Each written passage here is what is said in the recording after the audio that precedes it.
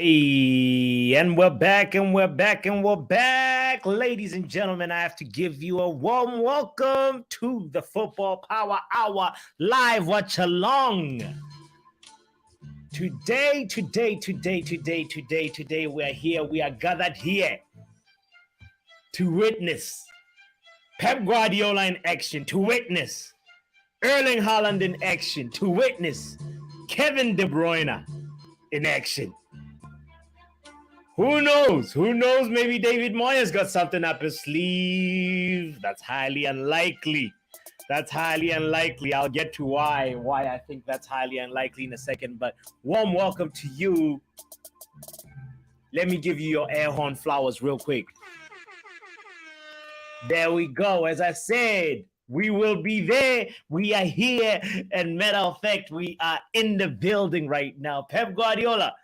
If at all you cannot keep up with Arsenal, we will be there.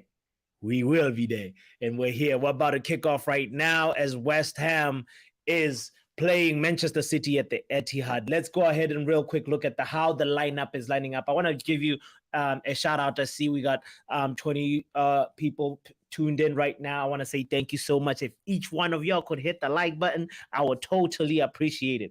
I would really appreciate it. Shout out to Average Wanderer in the building. He says, today the Arsenal tears will be flowing. We're here for the perennial river of Arsenal tears. Because they are watching right now, supporting West Ham. Obviously, but you know what? I listened to the press conference. I listened to David Moyes' press conference. His mentality, Wanderer, I gotta tell you, it was not where you want your manager's mentality to be.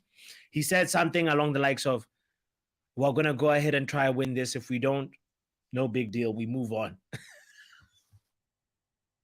What? With a very low spirit, kind of like the boys gave everything type of spirit. Hold on, Kevin De Bruyne is linking up with Haaland right now, real quick, outside with Alvarez outside the box. Sorry, not Kevin De Bruyne. Erling Haaland is linking up with Alvarez, because I don't know why I keep saying Kevin De Bruyne when there is no Kevin De Bruyne on the lineup. Matter of fact. It's Alvarez who's playing the position that normally Kevin De Bruyne occupies. That's what my mind. I ran to quickly say Kevin De Bruyne's name. But anyway, so talking about the lineup real quick, it's Erling Haaland who's leading the Manchester City troops, and then Grealish on the left, Mahrez on the right. This time Mahrez gets a start. We know versus Arsenal, he did not even feature. Silva and Alvarez in the middle, obviously. Ooh, and Jack Grealish just wiggling his way around Ogbonna. Ooh, it's going to be a long day for West Ham and Arsenal friends. We're here to support you, but also we're going to enjoy the good football that Manchester City are cooking today. Rodri and Stones are behind the two players that I mentioned, Silva and Alvarez, and also behind Rodri and Stones are the three center backs, Nathan Ake, Luis Diaz, and Kyle Walker in a center back position, sort of. So we'll see how this unfolds. On the West Ham side, obviously also we have to mention that Stefan Ortega is in the goals this time. Edison has been benched. Pep Guardiola decided to bench Edison. I do not know why. On David Moyes' side, Antonio is the man leading the charge. Ooh, Manchester City is already putting their foot on this game. 3 minutes in, they're just showing we're the bosses. We're here. We're here to claim this league title. Emerson is on the left. Fornals is in the middle. Bowen. Jared Bowen is on the right, and then Downs and Paqueta, the two double pivot. That was really nice. Yeah, Paqueta and Downs on the double pivot, and then Kara and Ogbonna as the two center backs, and then Kufal as the right back, and Cresswell as the left back, and obviously the goalkeeper is Lucas. Fabianski, the experienced Fabianski. I hope you're doing good. If you're just joining in, it's a Wednesday. I just want to wish you a warm Wednesday and say, hey, you're welcome. You're welcome. Make sure you hit the like button. Make sure you drink water. Make sure you get more sleep, you know? Make sure you check on your loved ones. It's that Wednesday, man. We're fresh now in May. And by the way, I have to tell you, it's not an April Fool's joke that Sam Allardyce did give a press conference today. Sam Allardyce is really, really, really on the Premier League dugout again. A big shout out to Big Sam, man. One of my favorite managers. He's known. He's you know, the mentality that he can bring and the charisma that he has, and also let's see how the rest of the Premier League ends. Will he be able to keep leads in the Premier League? That's the main question. You know how there's like Ghostbusters for ghosts? Sam Allardyce is the relegation buster. When something's wrong with your team, who you gonna call? Big Sam. Ooh, Alvarez is out here putting in the work. You know what's crazy? Alvarez is more mobile than Kevin De Bruyne, you know. Julian Alvarez is more mobile than Kevin De Bruyne. Shout out to you, Francis. Thank you for the like. Appreciate you, Francis. Make sure you also support the Facebook page, Football Power Hour. If Facebook is your preferred platform, make sure you're also supporting the boy in Football Power Hour as well, you know. And also be a part of the journey on YouTube as well. I'm sure you have YouTube. If you have a Gmail account, Gmail email, then you have YouTube. Come be a part of the journey as well and join in. We are on the road to 600.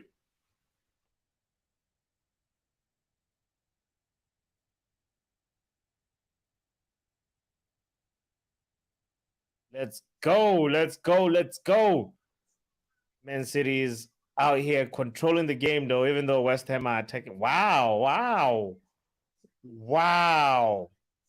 Kyle Walker, very, very, very confident passing at the back there.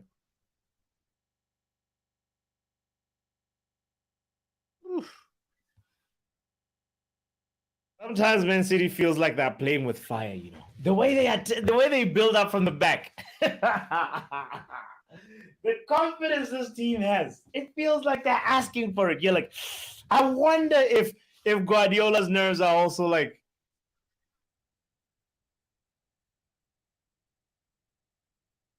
that's not a corner.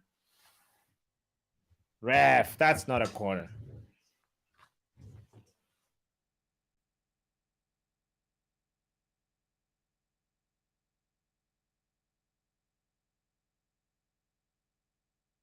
Whatever. It's all good. I still want Man City to win, but like that wasn't a corner though. We have to call it out.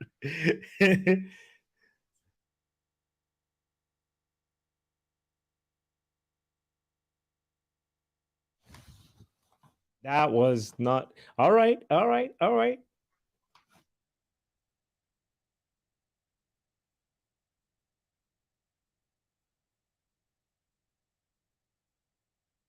Obviously, at the same time, Liverpool is playing Fulham, and we don't really care about Liverpool.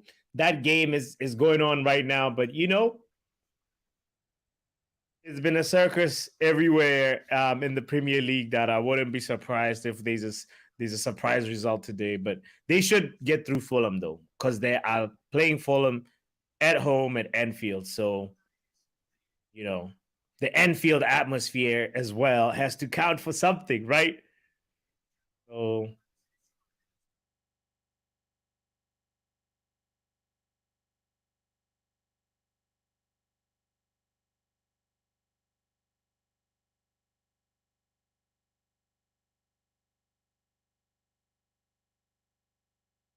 oh wow, more people. Yo, happy Wednesday to you guys. If you're just tuning in, please make sure you hit the like button, even if you're here for a short moment. This is the live watch along. Live chat along. Oh my goodness, that was a close shot. Wow. Good save, Fabianski.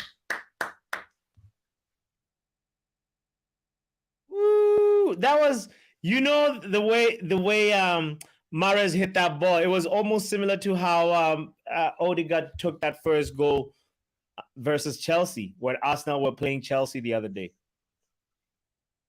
First time connection with a ball that's coming in and you're on the edge of the box or right near the edge of the box. You cannot trap that ball. I've seen many Manchester United players try and stop it and then take it. You're like, bro, people are gonna adjust and block you, you know. But shout out to Mahrez. That was good. That was good. Good shot.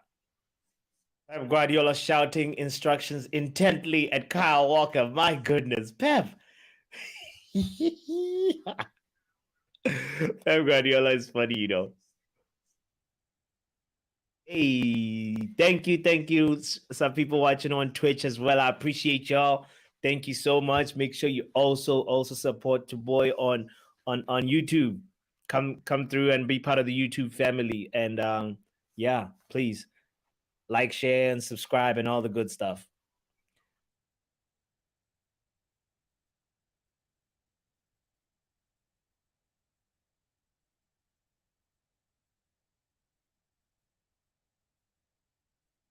All right, Riyad Mahrez.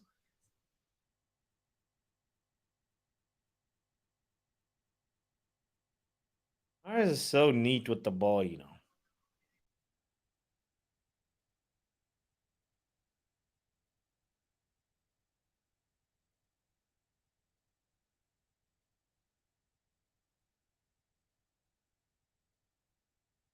You just never know where he's gonna twist and turn. I don't think he knows until the last second. Oh, such a joy to watch, though.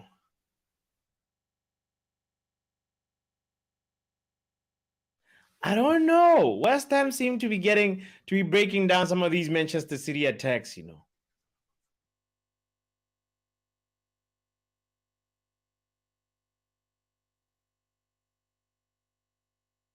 Ruben Diaz claims his innocence, but I think that was a foul on Antonio when you look at it. Yeah. Did he get the ball first?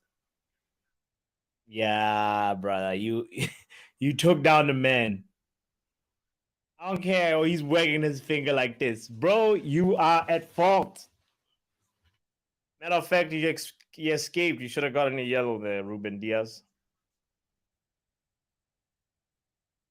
Oh,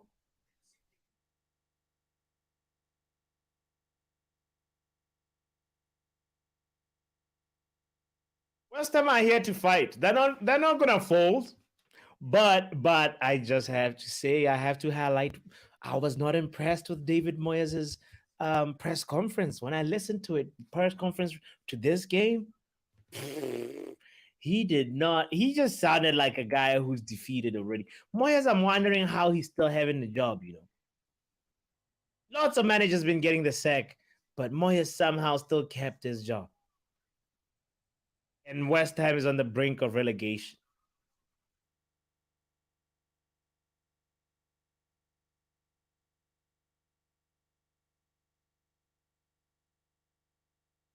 That's crazy.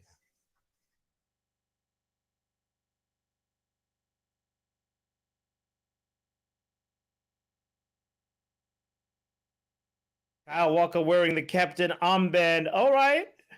I haven't seen that in a while.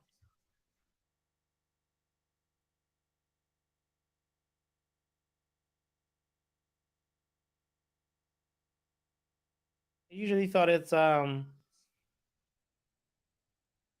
guess even Rodri is not playing. That's what, oh my goodness. Yeah. Well, it's nice to see Kyle Walker having a little, you know, I guess he's one of the vice captains, I guess. No, Rodri is playing.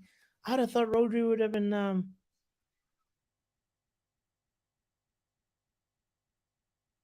so it's usually Kevin De Bruyne. And is Edison sometimes the captain for Man City? I gotta ask Gaming Guru, my Manchester City fellow supporter. He's a friend of mine from Botswana, and he's subscribed to this channel. And I know if Man City are doing well, he'll probably swing by. Gaming Guru.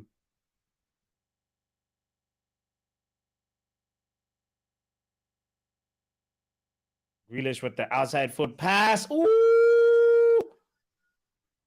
Alvarez, that was so close. Just the final ball missing for Manchester City. Well, they were on the break right now. They nearly caught West Ham. A little disorganized. Whoa. That ball was gonna go straight to Haaland. It was ready for the Norwegian. Hey, shout out to you, Valetsu, watching from Twitch. Shout out to you, Valetsu.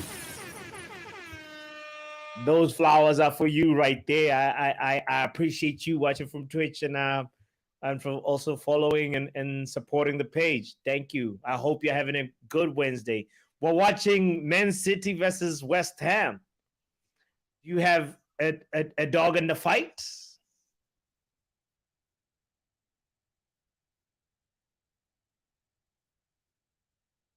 Are you also like Gaming Guru? You're probably a Manchester City fan, huh? Oh, talking about men. Oh, that was a bad pass right there by Haaland. And it's funny, I was about to compliment him and say, his link up play is not as bad as people prophesized it to be. First touch is definitely better than Lukaku's.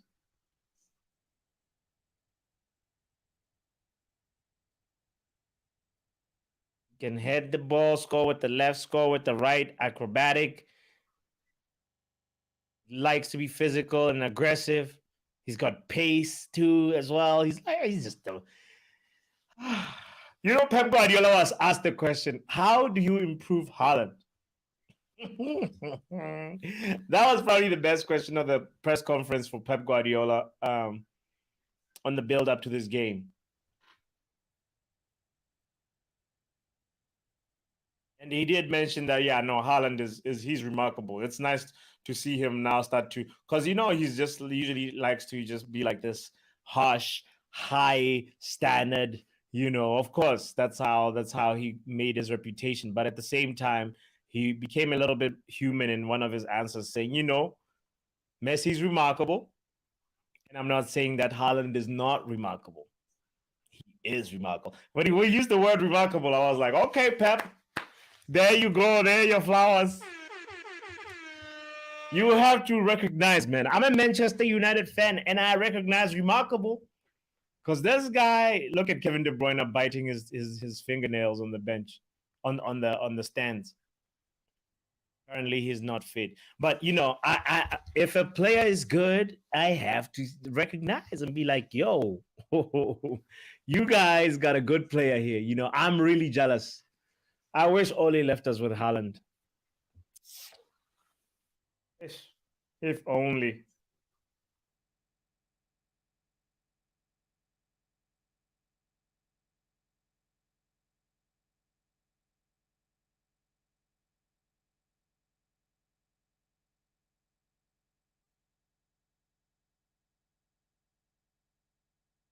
Man City taking that time. You know what's crazy nowadays?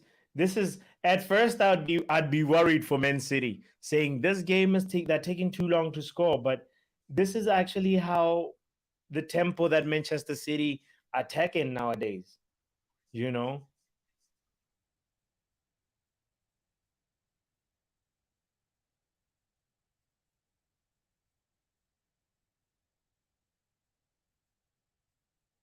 it's a very measured attacking tempo that is, it's no more the rapid 3 chances every 3 minutes. They used to do that with the false nine, half space every time. Like he still knew how they were going to score. And the ball comes back, it's a cutback, tap in, or like cutback pass, and it's somebody fires it into the net.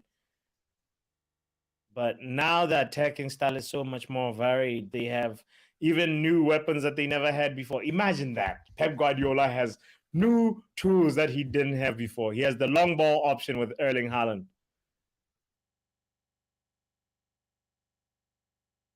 He talked a little bit about that in the press conference where he talked about the adjustment period that Erling Haaland has had to have, and the team as well adjusting to Erling Haaland because it was a two-way streak, and it was interesting. Ooh, talking about Haaland, he nearly got a good cross right there, you know. Grealish about to take on Jack. Jack doesn't do Jack. Ooh. Now Manchester City are crossing balls into the box. They're not crossing from deep, they're crossing from a very advanced position near the byline into the box, and they just have control of the game, and it's just a matter of them just like controlling the rhythm, and then eventually one of these attacks is about to go in.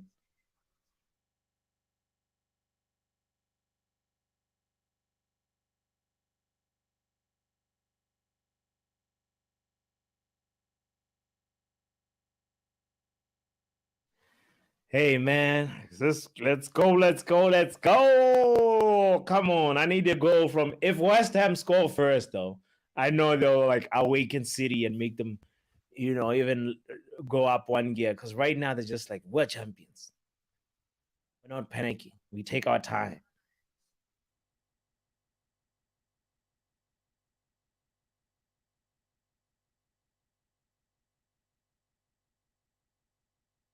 Oh, that was really, really, really close. Oh, and now Antonio can drive, and probably he'll just win a throw in.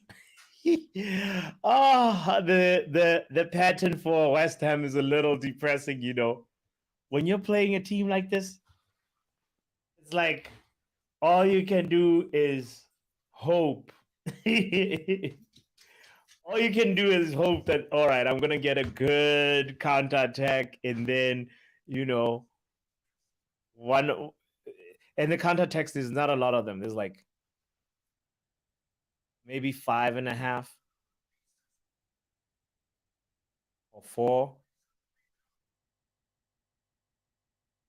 But right now, West Ham is actually taking that time to build up this attack. It's not a counter attack, and it's a slow build up, waiting for more players to arrive.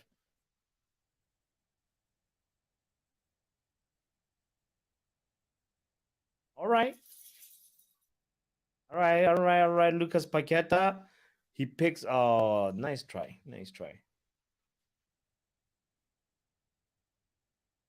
Lucas Paqueta couldn't, you know, put that ball in the right pocket. He couldn't. Talking about players that were good in Qatar and have disappeared a little bit. You don't want to give Alvarez the ball on the edge of the box. Now Grealish with a cross. Oof. That was close. Good clearance by Ogbonna. Nice.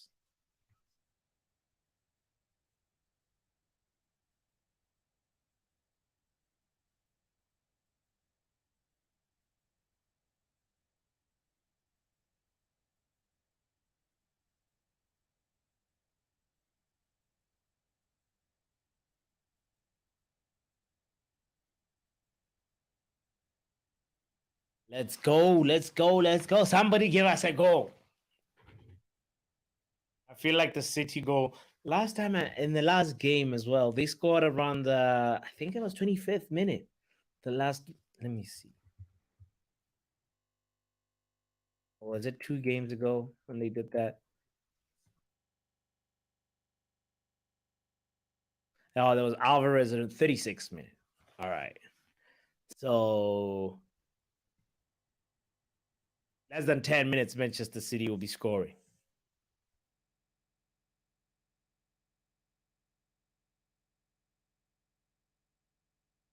Oh, that was so close. Close header by Erling Haaland. And also audacious attempt of a cross by Grealish outside the foot, outside right foot. What? That was not bad, not bad. He was looking for the far post, and Mahrez and Haaland were attacking the far post, and the ball landed on Haaland's head, but he could not convert the chance. The Viking could not do the job this time around.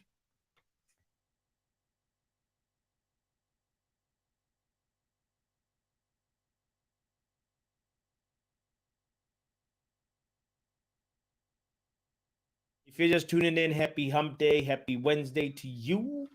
I hope that your week has been going well so far. I wish you a lot of good surprises this rest of this week. I hope that you're past the uphill part of the week. I hope that you're coasting your way to the weekend, and yeah, and make sure also that you watch this game with me. Chill and sit down and watch the game with me.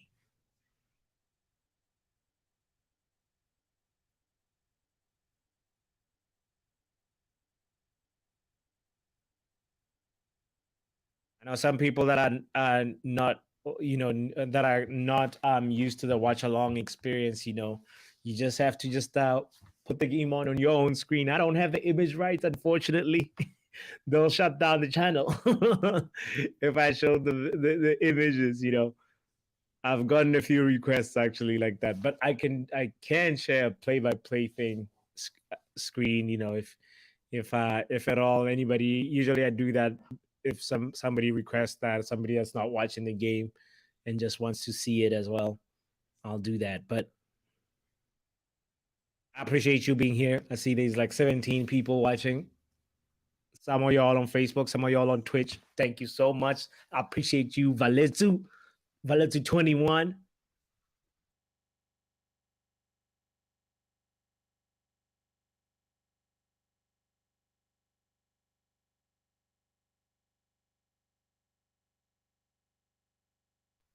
Ooh.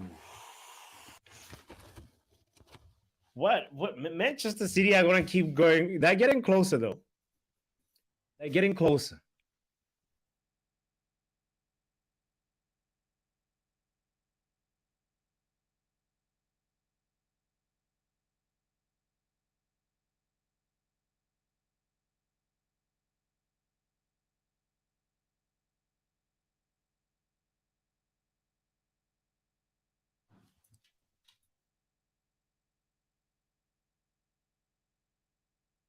Okay. Crossing, looking for Mahrez. And that was a really good control by Antonio. Will he do something productive with it? All right. Oh.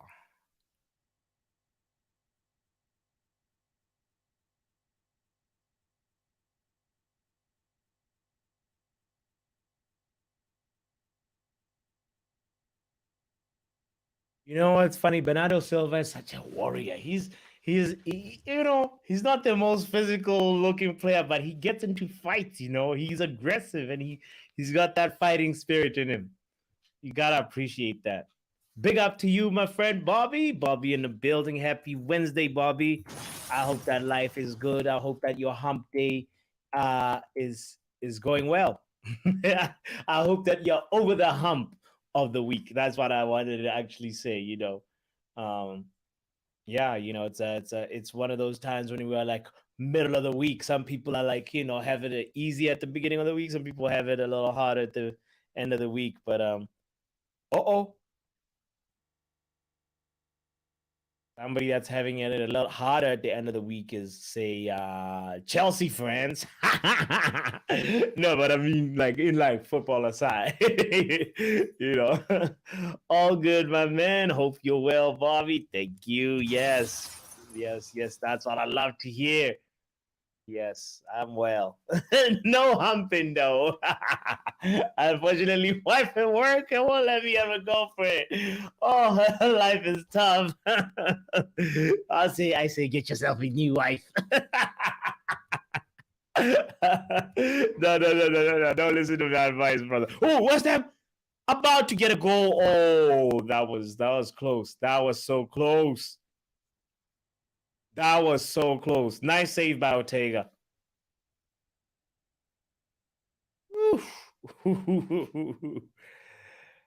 Man City were about to get humped right there. That was a very good save by Ortega. He closed that angle down really well. Wow.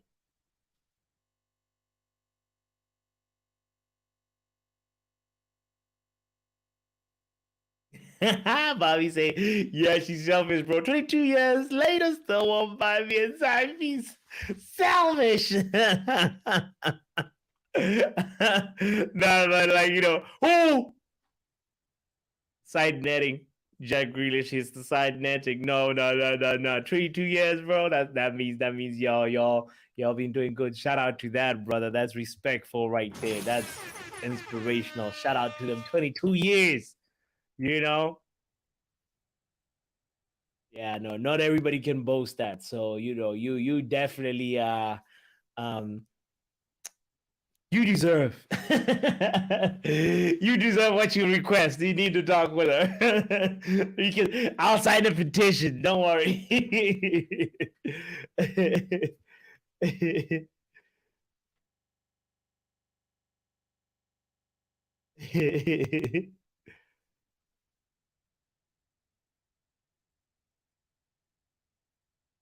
Bobby, one day she'll be subscribed and she'll see this, and you have to be like, accusations. These are not accusations. This is false accusations.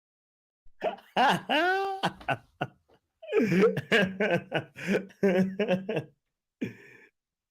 took my youth. No. She kept you on the right path, bro. That's what it's about.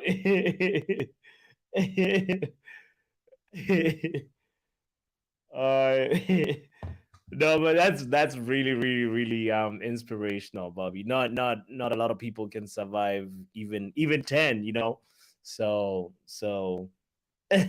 she knows who she married.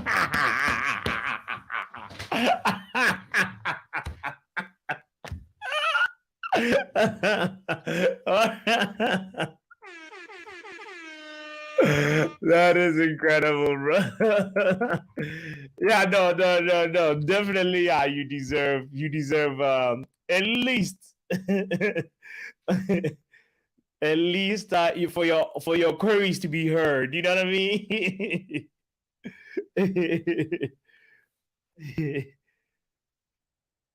That's incredible, bro. Thanks for sharing that, Bobby.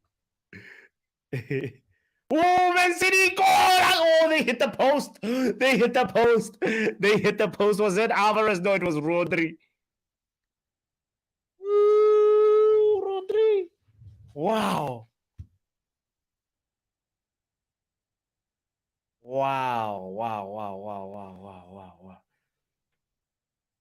Oof. Hey, shout out to Eddie. Eddie's in the building. Eddie says, yo, power hour, big up as usual. How's the game going? What's the score? It's still 0-0 right now. Rodri just hit the post. The moment you walked in, brother. So, walk out and walk in again. Let's see what happens. We are here to drink some Arsenal tears, Thanks, man. I think you need to be my lawyer. Hey, man, bro, Bobby, I'll represent you, brother. I will represent you anytime. Please, man, for sure. I'll be like, hey, 22 years. That's longer than a Glazer stay.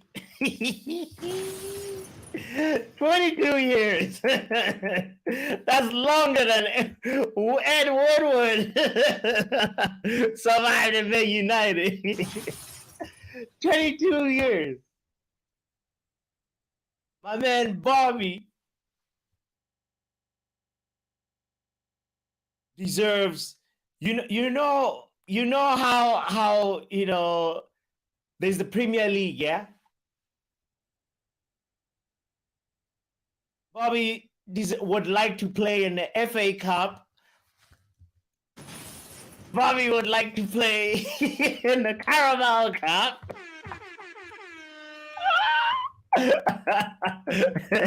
I hope you. I hope I don't get fired. I'm making a good case. I think. And he says, "I think I'm gonna put the game on now. Do City look dominant, bro? Um, they are obviously controlling. They're the ones that are usually. I was talking about this earlier on in the stream that what on one point you can be like, I'm used to the City that creates so many chances and has so many final third entries. In a series of like 5 minutes, they would have at least created one big chance, or one sort of threatening chance. And look at that! Fabianski was almost in trouble there. But the City nowadays, the profile that they have now is a little different. It's more of a controlled attacking rhythm, which I think is even more, kind of dangerous, because for most of the game, they have the ball. They keep controlling the ball. They keep the ball ticking. And as an opponent, you get cold. The moment you get the ball, they get it back. Oh, and they nearly. Now the rates of attack has gone up a little bit. It's kind of funny. I want to make a little study and just see how they differ in terms of minutes, the average, like which part of the game do they get them goals in the most, That's what I'm curious about, how that's changed and evolved over the last 4 seasons. Be a nice little thing to explore. I don't know. Bobby says, my only gratification is that I've at least got more trophies than Spurs. Yes, Bobby. And you got 2, right? 2 kids, right? Is it 3? It's 2, if I remember correctly, from like a long time ago. It's 2, even though, they don't support Man United. It's all good. but you've got more trophies, brother. Shout out to Niall in the building now. Says, I've got the power. Here that is a bloody joke. Why is that a joke?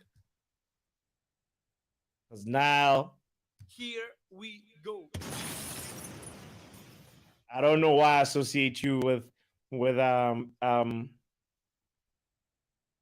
like some fresh, brand news, breaking news. Nala's in the building. I've got the power. That's like Niall's catchphrase. So that's how, like, here we go. Nala's in the building.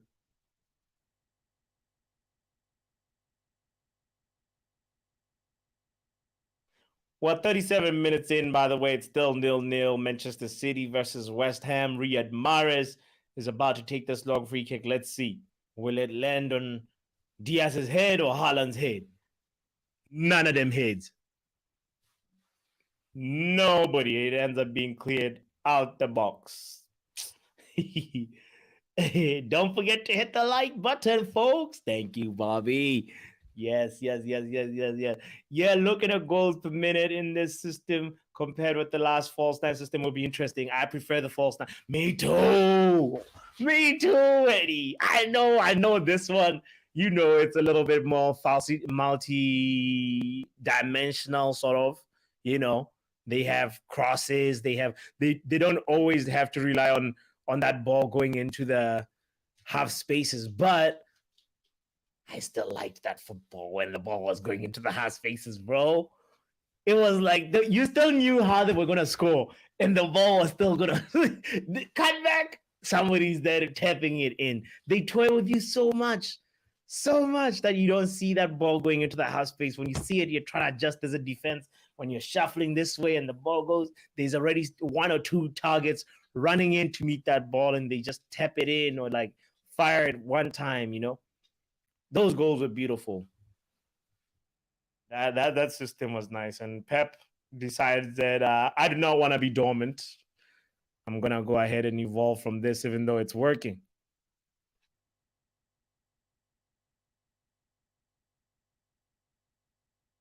But thing is, he can still probably play a little bit of that with Alvarez. Anytime Haaland leaves the team, Manchester City can also, you can also make an argument that, yo, you are looking at a different set of problems now, you know? So, hey, R10 in the building. What's good, bro? Happy Wednesday, my friend. I hope that you're chilling. I hope that life is good. What is good? Manchester City and West Ham right now. It's 0-0. I obviously want Man City to get back on top so that the elephant stays quiet, you know? But we're here enjoying some good football, you know, keeping a distant eye on the Liverpool Fulham game. And right now the score is 1-0 to Liverpool. Obviously, Mo Salah scored from a penalty just now, actually. Yeah. That one, I mean, it should be expected that at home and that Anfield. Fulham is a good team, but they're not gonna be causing problems at Anfield. You know what I mean? Yeah, man. Yeah. No, but like life is good, R10. I appreciate you, and I hope that you're doing well yourself, man. Happy Hump Day. As I was saying earlier on to everybody in the stream, I was like, I hope you're over the hump of your week, you know, and I hope things are going well for you. A lot of things been crazy going on over here, man. Today I got stuck in. I don't usually take the train in Boston. I took the train. I got stuck in the train. The train like ran out of power. You know, yesterday my friend like elevators. It's crazy. It's just like, you know. So there's a lot of like crazy things happening. So that's why I'm just saying I appreciate it when everything is calm and you're able to just be a part of the stream right now. Hit the like button just for that, you know, just because you can. Oh, look at Gundogan on the bench. Firepower that this team has is ridiculous. 2 kids, 3 altogether. Her sister's son lives with. Oh yes, so big family. You got, Bobby. Shout out to you and your clan. Yo, how smart was City to sell Sterling, right? They knew something was up. They knew something was up, bro. But here's the thing, Bobby. It could be one of those things too that like Sterling is not necessarily past his prime yet. It's just the system. Every struggle, every forward that goes to Chelsea is like, you know, most likely going to struggle. Look at from the likes of Timo Werner to you can keep going. You can make a list of 50 forwards that have struggled at Chelsea. And from that 50, you can see like more than 25 of them have actually had a good life post Chelsea. So it's just one of them things, you know. Maybe Sterling still has something to offer. That's, you know. Is that Liverpool behind Man United? Liverpool has 59 points. Funke. Funny how things change, huh?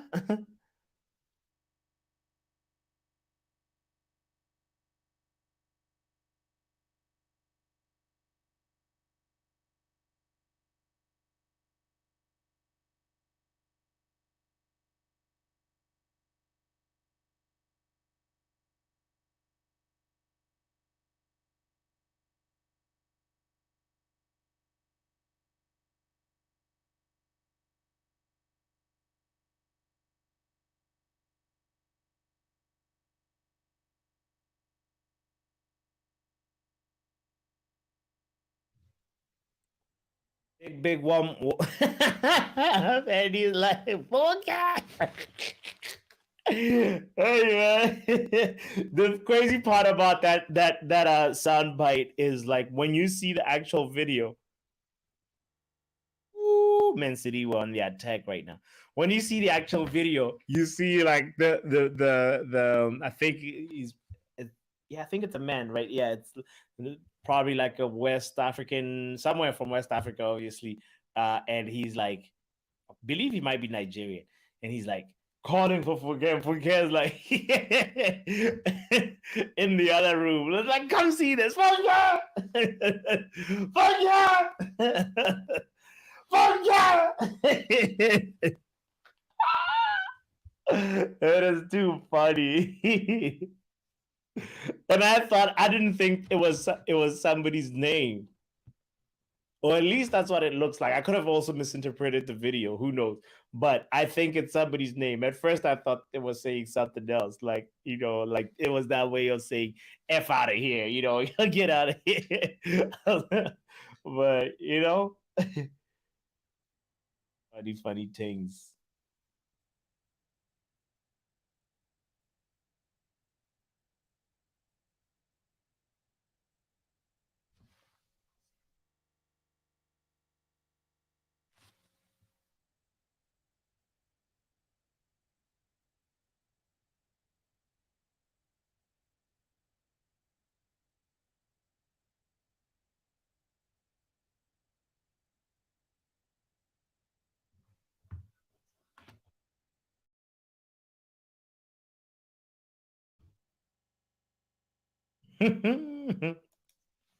By the way, Bobby says, any player that goes to Chelsea struggling right now, I'm terrified that they get Poch. I think he will make them take. Oh, yeah? You think Poch will make them take?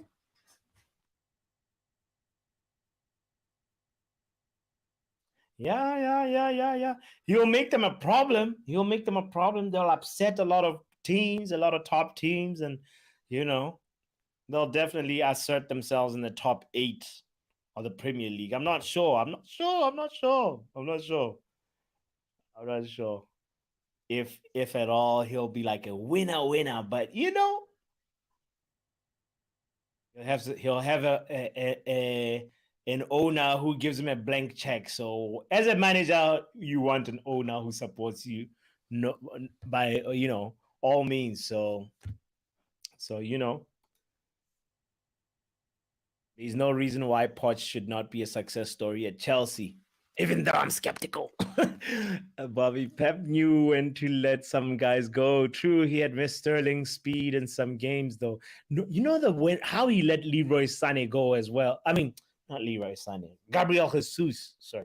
Yeah, I mean, Leroy Sané was another one, but like Gabriel Jesus is who I actually wanted to say. But how he let both of them go at the same time, that's wild. One, you understand, you're like, okay, men made an assessment, but like he let both of them go. That's crazy. And I thought he shot himself in the foot with that. And I also thought like Pep Guardiola, messed up when he let Cancelo go. But here he is, he's doing his thing, man. Come second half, I believe Man City is gonna score. What was the clip? Is it on YouTube? I think it's on YouTube. Then my stream died. Forget. The stream died. Oh, I'm sorry, bro. It's probably just because it's halftime. You should just check it again in a few minutes. It'll be back up. Oh man. Oh, Arten with a question. Arten says, question is, does Poch want to deal with it after PSG? You know that emoji? Yes, that's a very, very good question. Does Poch want to deal with a mess like this after PSG? Because you can make lots of parallels between PSG and Chelsea, Be like, yo, this is the messy situation you're walking into. The only thing that you'd say is like that's different is the star power is not as it's a little bit more balanced. It's a little decentralized in Chelsea than at PSG, But everything else system-wise seems like that just cousins. They seems like they know they're related to each other so much, these two clubs. So at the end of the day, I think if you offer Pochettino enough money, you'd want to deal with it. At least you want to try, And talking about, if you just like, you saw the package that or at least we heard about the package that Graham Potter got, that was so nice. Such a very, very, very, very good managerial package. So he's definitely, enjoying life somewhere, watching the money stack up in the bank, So I think it's more. It's a really good question, 10, because one hand you've seen managers being like, yo, I do not want to step into, even Vincent Company, somebody without a coaching pedigree was like, nah, I'm not gonna go step it near Chelsea. Somebody with a coaching pedigree and a history with Chelsea, he also said, be back. No, I think that Lampard, I hope that Lampard is able to do a fantastic job with them. So that's two managers ruling themselves out of the thing, being like, nah. But if you're an unproven manager, I think it's a challenge. I would want to be, you know what I mean? Eddie, I mean, R10, wouldn't you want to, if at all you were like trying to build your managerial career? It is tempting. It is tempting. Also, you're like, it's a mess, but it's tempting because Chelsea needs something. They just need somebody who can organize the team, man. Looking around everywhere, people are saying, no, I don't want the job. Company, no. Ancelotti, no. What about in Talk Sport earlier on? I heard they were talking about the fact that maybe maybe Chelsea should look at Emma Hayes, who's the manager for the Chelsea women's team. And Emma Hayes has done a fantastic job with the women's team. And Chelsea are die on me. They're looking around anywhere now. They're like, any man who's got the badges that's close in the nearest zip code.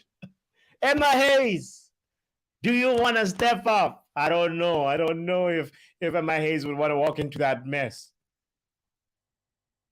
She's definitely capable, definitely would able to do a better job than way better job than people that have been there and that are there right now.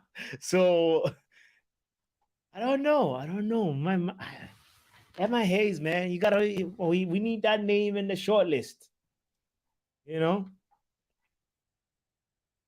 says, I think the only man for the job that I can think of is Jose. The only one I can think of is Jose. Jose Mourinho is definitely the man for the job. He will get in and organize that. He'll whip them into shape fast. Fast. No more hairstyles by what's his name? Reece James. Maybe like same hairstyle until we start winning. Reece James has changed more hairstyles than Chelsea has goals, Bobby says, Eddie, I think he will make them fly. His style with the players they have on paper could be very deadly. Kills me to say it. Are we talking about Poch?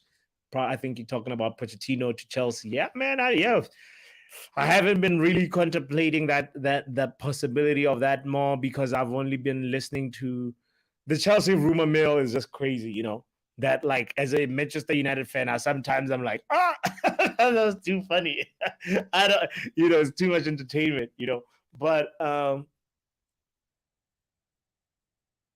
Luis Enrique, I've thought, conceptualized what that might look like. But Pochettino, after your comments, your very, very good question, R10, I think Pochettino is actually more of a fit than, because Pochettino, when you look at it again, he built his like Southampton to Spurs, right? He was very renowned for working with young players. And Chelsea are a team that is looking for a profile of a manager that is, of course, a winner or wants to be a winner, but also specializes or, it's like his characteristic, that I like to work with young players. I like to mold young players into better professionals and nurture talents. Something needs to be said about Pochettino, man. You saw what happened when after pretty much after he left, like Dele Alli also just crumbled, you know. Dele Alli was a good player, you know. I used to be scared of Dele Alli whenever we played, whenever it was Man United versus Spurs. And there was games I remember when he was the difference maker. He was the player with the spark, you know. And Poch, if you're able to take a Dele Alli and, you know, showcase something like that, and then when he leaves, like Dele Alli just sort of crumbles down, it's like, bro, this guy maybe deserves a lot more respect than he's getting. Pochettino is a quality coach. Money talks, and maybe Poch's pride will tell him he can fix Chelsea. I thought you were going to say Poch's pocket. Money talks, and Poch's pocket will tell him, you gotta go fix Chelsea. That's more like it, Eddie. Shit, for that pay, I'll manage Chelsea, and I hate that. Right? Yeah, like, man, let me go get some coaching badges and go give it a stab, get a stab at it, bro. Definitely Frank Lampard, though. He's messed up his coaching career. He shouldn't have gone back. He might have maybe been listened to. I don't even think teams in the championship will be are gonna pick up the call. They'll be like, it's Frank. What should you pick up? I'm like, no. Just let him leave a voicemail. Hi, it's Frank. I heard you guys are hiring. I just wanted to say I'm available. Give me a call back. +44. Hey, man.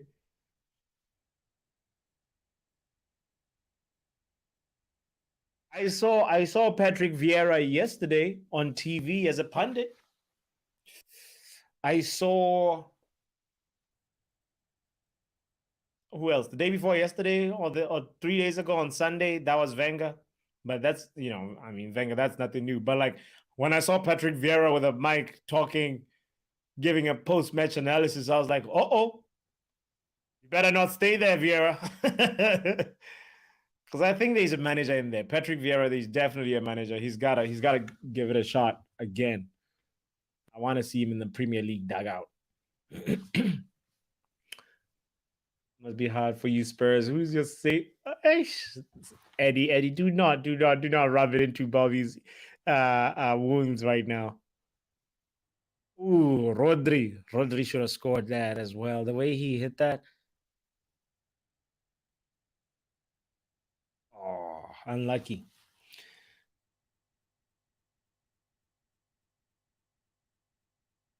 The only one I can... Oh, yeah, I read that already. Can you imagine how high Ancelotti's eyebrows go when he sees Lampard getting in a row?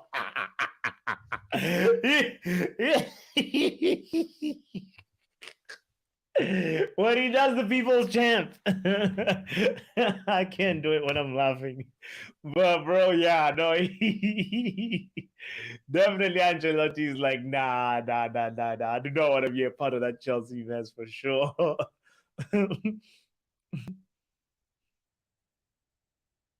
I couldn't tell you, mate. I don't think Superman could save us right now. The evil that is Levy is too powerful for any superhero. Bro, Bobby, the other day I said, the spiteful sacking of Jose Mourinho right before a final. That was spite. Like, say, Patrick Vieira was fired on St. Patrick's Day. That's also, there's a little bit of like, these guys could have just waited like one extra day, because we know, like, if your name is Patrick and they St. Patrick's Day, there's got to be like some association with that day. You've got to be like in high school, you know, if my name was Patrick,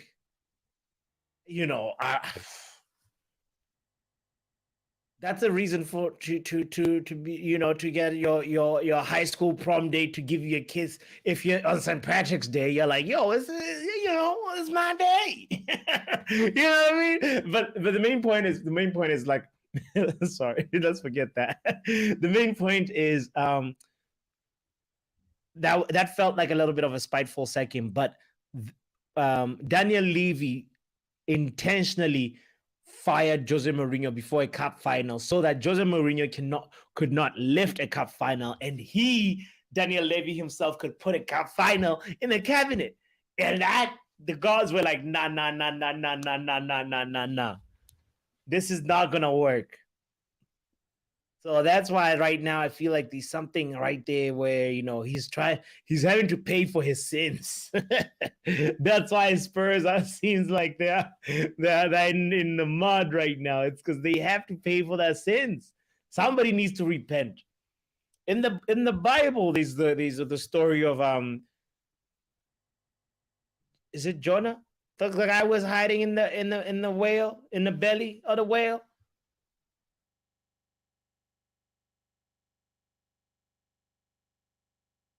Yeah, I think it was him. There was like stuff that was going wrong in the ship, and then sorry, I got distracted by the ad. There was stuff that was going wrong in the ship, and he had to come out and be like, "Yo, it is me. I repent. It is I that's causing this storm." And then everybody was like, "All right, it's this guy, all right." And then he got out the ship, and then everything like calmed down, So there's definitely something that is happening. That is energy-wise, that is bigger than just football at Spurs and Chelsea.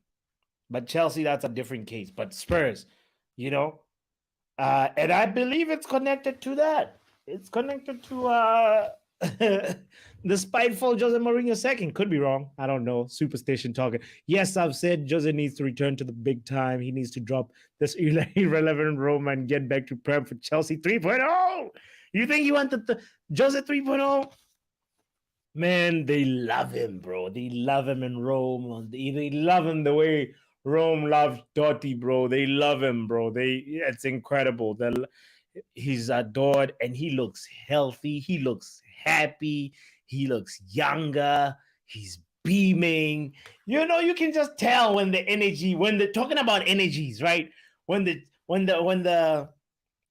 chakras, when the chi when things are just in order, when the stars are aligned, when the Holy Spirit is in the building, you can tell. You're like, man, this is sorry, today's stream took a different turn, but the main thing is just like Joseph feels like, I don't know, I don't see him leaving Roma until at least he takes them to somewhere maybe like far in the Champions League, and then he realized, because also they have to back him. They have to back him if they want to actually compete, because you've seen like they sometimes put a good string of results together and then capitulate, and then they go back again, good string of results. I don't know. Roma is such an interesting cycle for Jose, but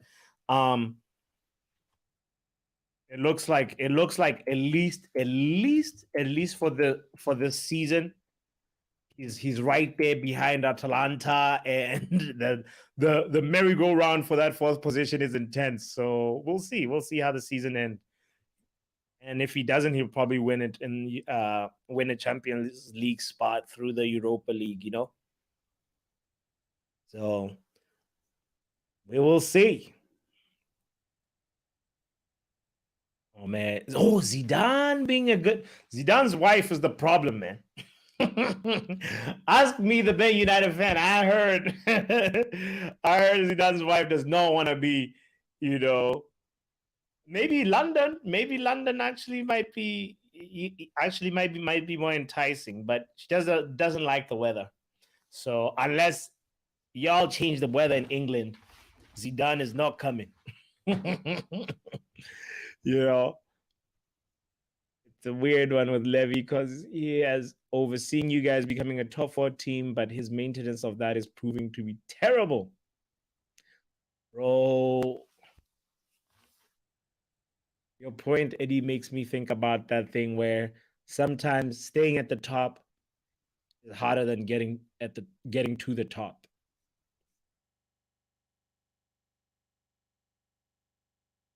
And that probably even applies with top 4. You got to keep doing something. If you just stay stagnant, you're not going to advance.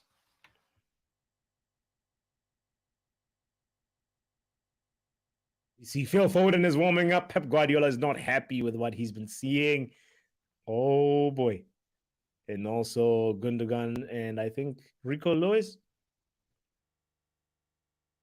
Yeah, so, you know, so with Spurs, Daniel Levy maybe spending too much attention on the stadium and less on the actual team. That's what's cost them. Who knows? Who knows? Who do you think goes to Spurs? After today's stream, I think Pochettino, no, not Pochettino, sorry.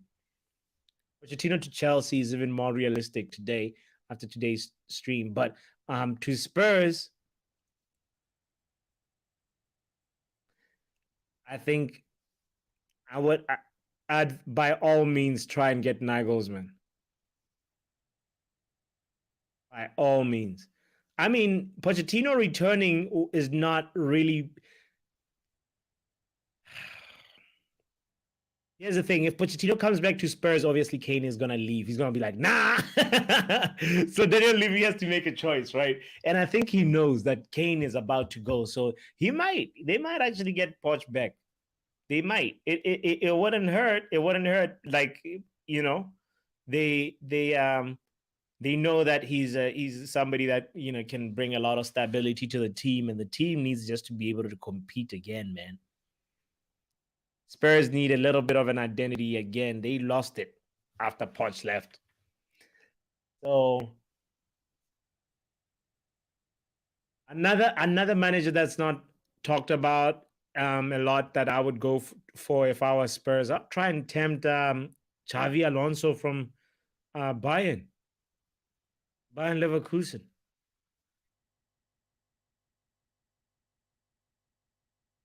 If it's not Alonso, you can also. There's a lot of quality managers, though. There's a lot of quality managers around. You just have to really, really, really like make sure that they can buy into the project. And I think if they were able to convince an Antonio Conte, they can definitely get somebody like Luis Enrique as well. You know, so Spurs really, really, really gotta dig deep. They gotta dig deep into the pocket. LOL, Poch's pocket. Pochettino. Poch could work if there was a major summer clear out and Todd Bowley gives him final say on recruitment.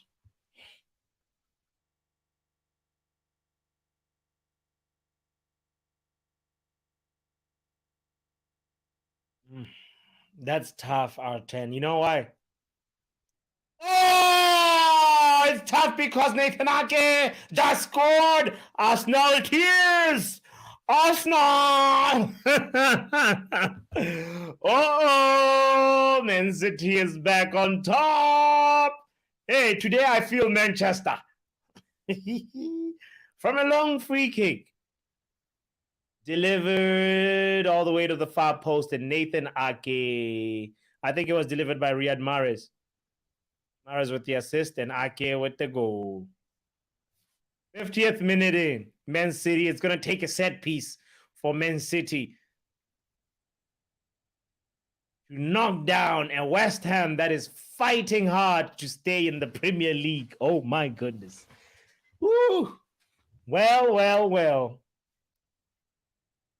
West Ham have to gamble everything now. Maybe the game will open up and we'll see more goals. But anyway, back to this. So here's the thing why, R10, this statement is a little bit problematic. Why I find it a little bit problematic. So Todd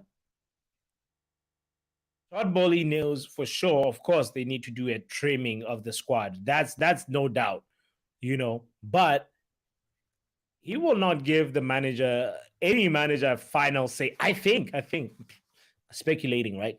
I think he will not give the manager a final say because he's got a very clear, what I think is a clear vision of the profile of players that he's going for. You know, like all these players that they've been buying, they're all young.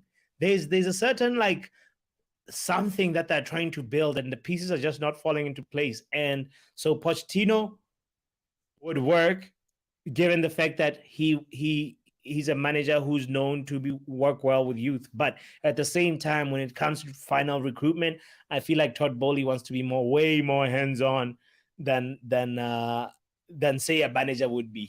He'd want to be, you know what I mean? So yeah, so that's why I say, problematic in that sense, if you get what I mean.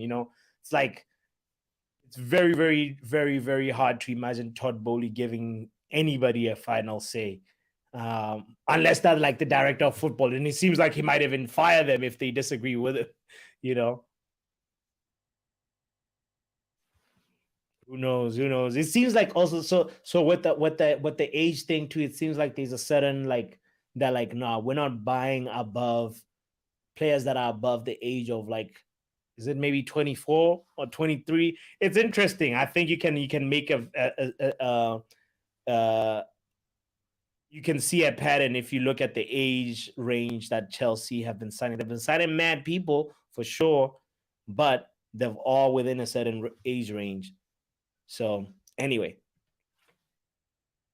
he's done a fantastic job as a chairman, but absolutely dog shit on the football, and he has never relinquished football, and his constant interference in deals has brought us where we are. Oh, no. Oh, that sounds like Daniel Levy right there. Oh, that sucks. Yeah, he needs to just, like, he needs to go. He needs to go. Jump out the ship, Daniel. Isn't Bobby, there's a guy called Joe Lewis, right? Isn't he also like the actual owner? Like, Daniel is just the chairperson, right? I gotta read more on the Tottenham structure, but I feel like there's a guy called, could be wrong. Let me educate myself a little bit before talking about it. Oh, Haaland! Oh, Haaland! He couldn't capitalize on that. He should have gone for like a, scissor kick, Haaland.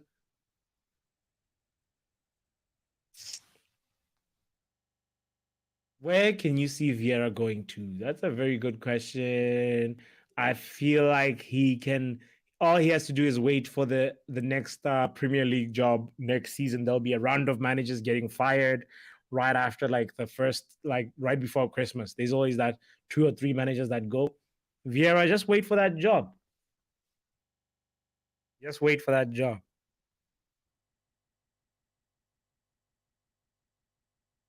That's what I would do if I was Patrick Vieira.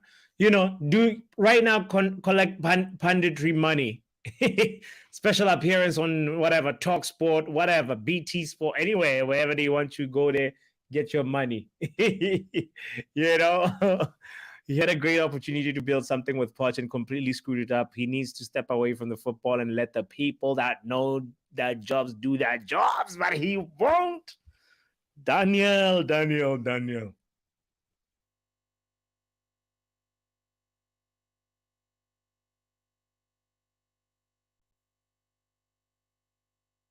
gotta go. The way City just invite pressure, man. Do you guys know if you misplace the pass, Antonio is gonna score?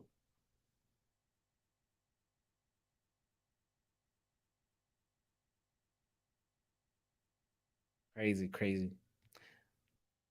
Watch could work if there's a major summer clear out and Todd Bowley gives him final say on recruitment, for sure. No, that's the point that I took so long to try and explain, R10. That you summarized it right there. Thank you. You're killing me, Aubrey. I just clicked on St. Patrick's Day. Shall I share it to the troll settings? Go ahead and share it. That is a bloody joke. Oh no.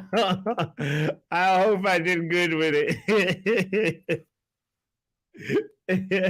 No, but like, no, it wasn't supposed to be the visual. If you're Patrick, like if there's a day, say for example, anyway, yeah. I don't even want to think about the days. If good thing I'm not Patrick. If I was Patrick, I would have definitely made sure that, like, I lost my virginity on St. Patrick's Day. If there was a way to control it, be like, this has to be the day. You know what I mean? Your first kiss on St. Patrick's, something, it's got to be something, you know, now to get fired on St. Patrick's Day and your name is Patrick. Oh, that's just foul. Your boss is definitely knowing that that day belongs to you and they just, you know, wait one more day.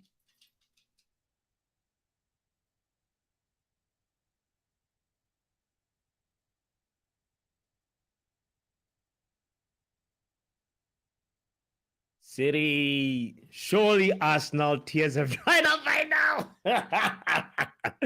We want them to keep pouring, R10. Hey, give me some more Arsenal tears, please.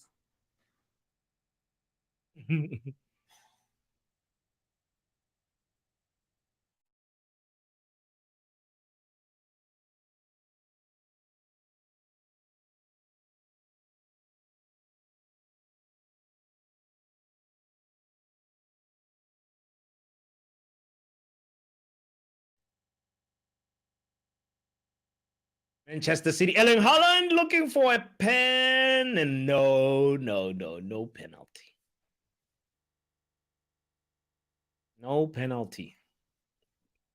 Big up to you if you're just joining in, by the way. I appreciate you. Make sure you hit the like button and also subscribe if you haven't done so. We're chilling. It's the live chill along.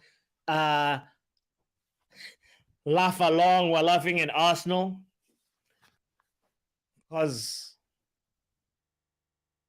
you know, I mean, they had definitely put the onus on Manchester City to respond now, you know, and Manchester City have responded with a game in hand. They are leading at home. And Mahrez is about to take a corner. Ooh, I'm sure VAR is going to check that.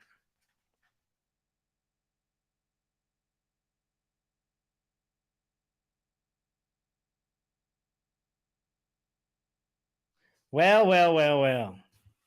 West Ham is they're fighting, you know. You gotta make sure you give them that respect. Yo, Bobby says, well, time to start dinner. Have a great night, everyone. Bobby, please have yourself a fabulous night, my friend. It's been real, it's been fun. Thank you so much. I appreciate you kicking it and sharing because you know I'm in a sharing mood today because of you because you decided to share, you know, so I appreciate you, man. And also Bobby, what I gotta invite you on the channel sometime, you know, but we'll talk about that at a different time. Enjoy your dinner, my friend. Let us know what's cooking. Eddie, what do you think Bobby's eating? I think it's potatoes and chicken.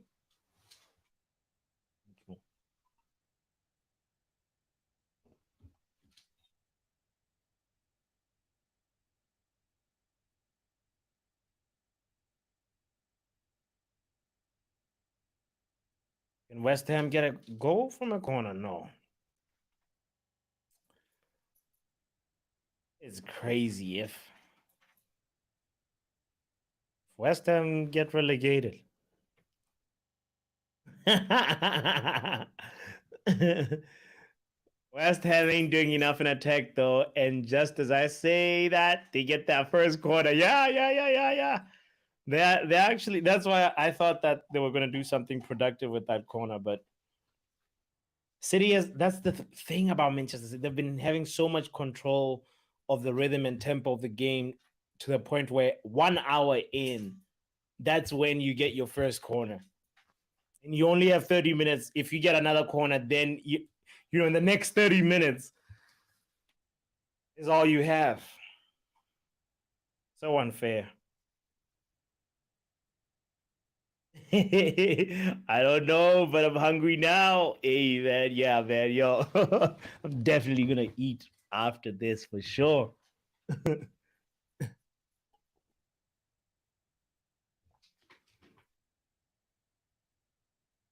Wow. The way those Manchester City players are celebrating the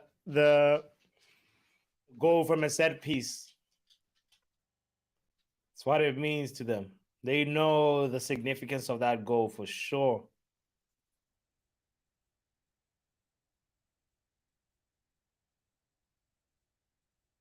At this stage of the season, man, it's crazy. It's like goals are everything. Nobody's playing, oh, I'm playing for a draw type of mentality. Nah. That don't work.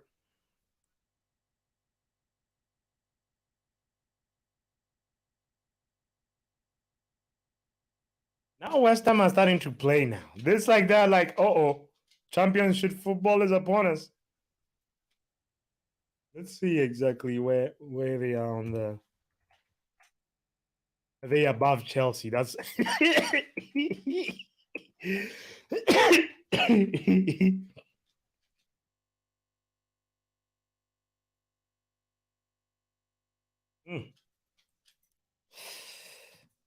They need to get more points.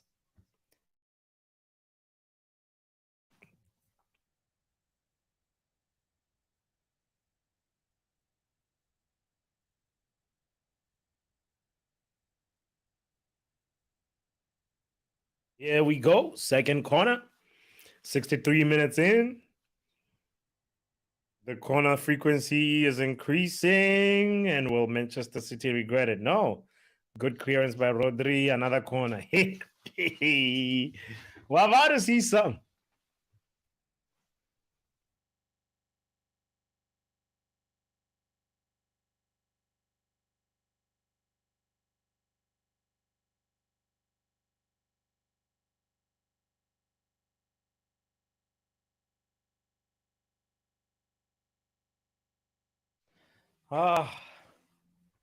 You gotta give it to what's his name? Ortega. He's been good. Sometimes you know, I mean, we all know Edison is a great quality goalkeeper, world-class goalkeeper, but Ortega has filled his spot, and he does not look out of place.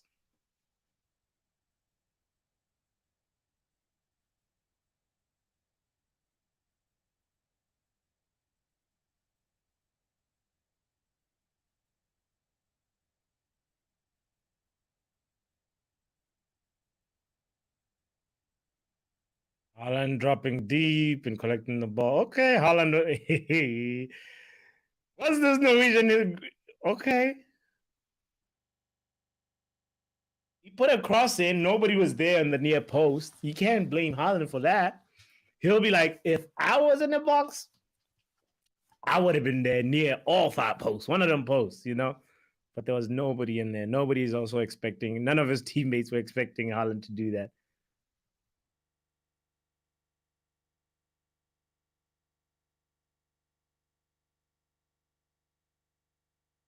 Bro, Eddie, you're reading my mind right now. Feeling like, you see, it's going to take another corner. And then West Ham is going to start believing. Eddie says, I've got a feeling West Ham going to get something to help Arsenal. What do you think? It might end up as a draw if Man City do not get the second goal.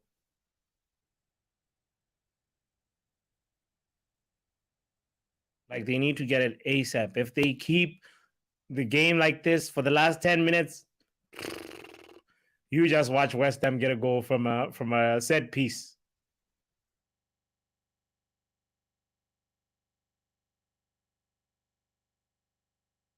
But also at the same time, Man City is doing what that like, come outside, come on, let's get this West Ham defensive line a little higher so we can disorganize them a little bit.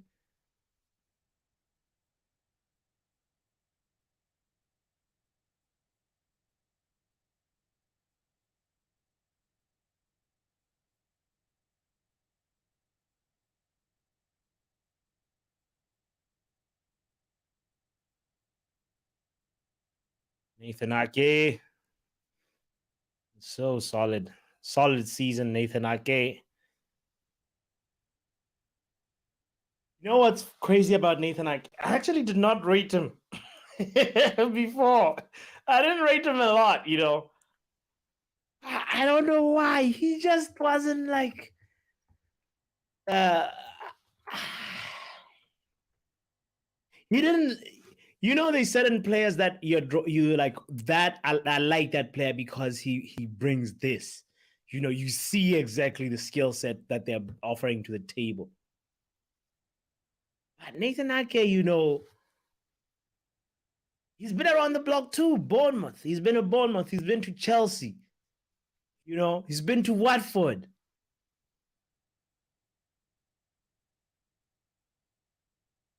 Loan spell in Reading as well, I think.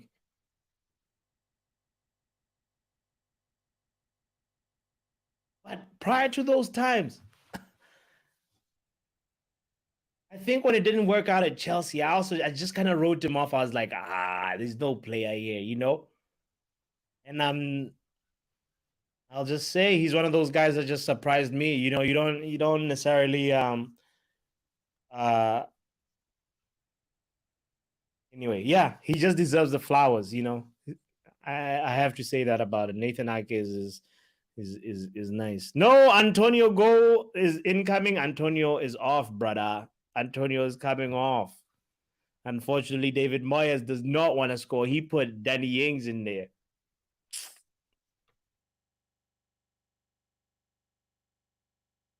Moyes is Ings goal incoming. Updated prediction. He's stupid.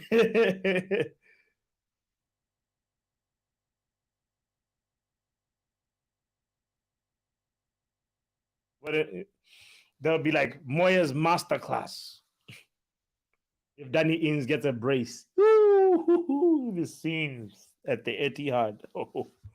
The scenes on Twitter from Arsenal fans. That would be crazy. Demonic.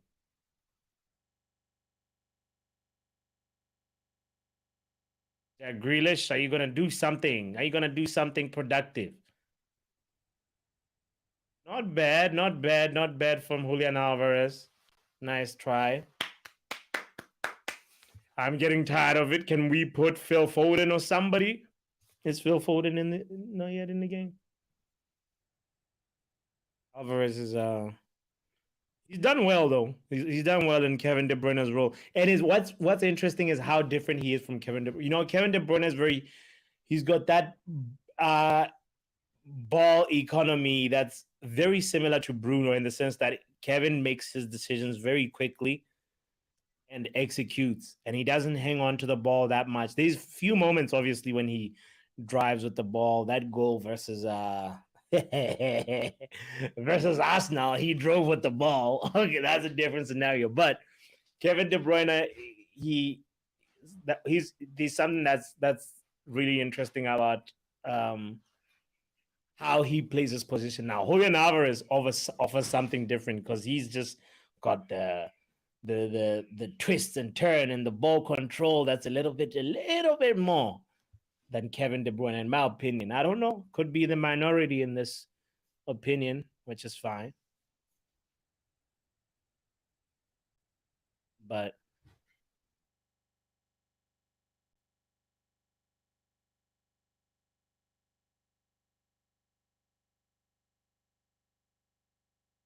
let's see how he goes. So 70 minutes into the game, ladies and gentlemen, if you're just tuning in, I appreciate you because, oh my God, Erling Haaland is about to get a 1-1. What's going to happen? Did he check him? Oh, Erling Haaland, oh, the Norwegian has done it. The Norwegian is now the Zen master. Whoa, the Norwegian has broke the record. Step down, Alan Shearer. Step down, Andy Cole. Congrats to Haaland for breaking the Premier League record. Wow, number 1. He's at the top of the list, ladies and gentlemen. Let's give him his flowers. Here we go. Erling.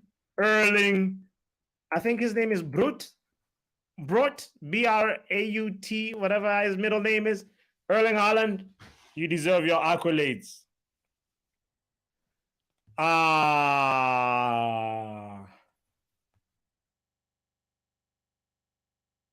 Oh, poor David Moyes. Erling Haaland has done it again. He has done it. Was it a chip? Chip. Yeah, it's done. The records are broken. Here's now the same celebration we used to see in Dortmund.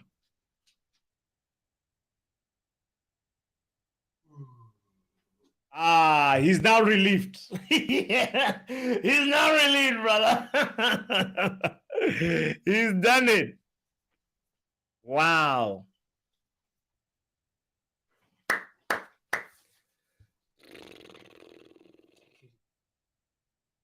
Question is now, can he do it again? Now that he actually beat it, had he equal? He won City the league. Bro. That's it. That's the narrative. Yeah. No, this, I don't know how all the variables that they consider for Ballon d'Or, but yeah, these variables have to be considered. I don't know. They need to publish the list. This is our criteria. We need to know how he came up with that list, because Erling Haaland, brother, we've never seen anything like this. Eddie says, wow, this Android Haaland is ridiculous. He almost scored a chip from outside the box. What do you mean he almost? He almost scored a chip from outside the box. Bow down everyone. Bruh. He chipped. He successfully chipped Fabianski. Not almost. Breaking news. We are hearing that Haaland is winning the Golden Boot. Breaking news. News alert. Haaland. Me, I'm talking R10. I'm serious actually about this Ballon d'Or conversation. What is the criteria? Because if this guy is not in it, I don't think anybody deserves to be in it. Are they going to give it to Messi again? Nah. Messi definitely post-Qatar has been disappointing. So I don't know. I got to find out. I'm going to do my research. Also, from what date to what date, like, is this, the Ballon d'Or for this year? What I need to make sure I refresh my memory on that.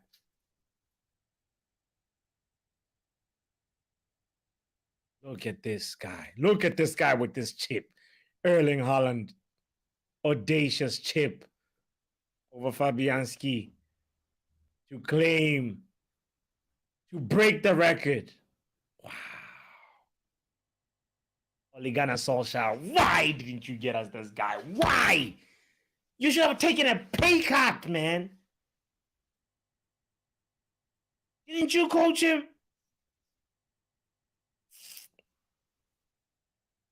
Mo Salah 32, Alan Shearer 34, and Nicole 34, and now Erling Haaland has got 35 goals in a single season.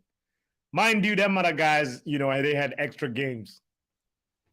Haaland still has a few more games to go.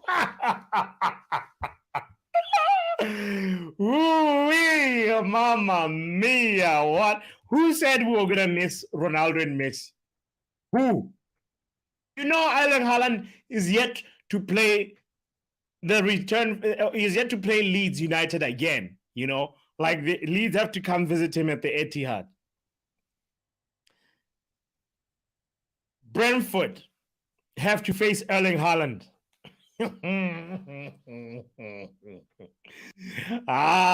Records are going to be broken here. If you thought records are broken, they're going to be really broken after this season ends. Sheesh. And he says, LOL, and is it me or do teammates wreck people's celebrations? Foden was all up in the shot, wrecking the sand. Right? They're like, man, let me have my moment. He was trying to have it quickly, and they're just like all up in Erling Haaland's business. Sometimes, you know what I mean? I know they're trying to get there in the picture. They're like, oh, this guy's breaking the records. I want to make sure I'm in that picture.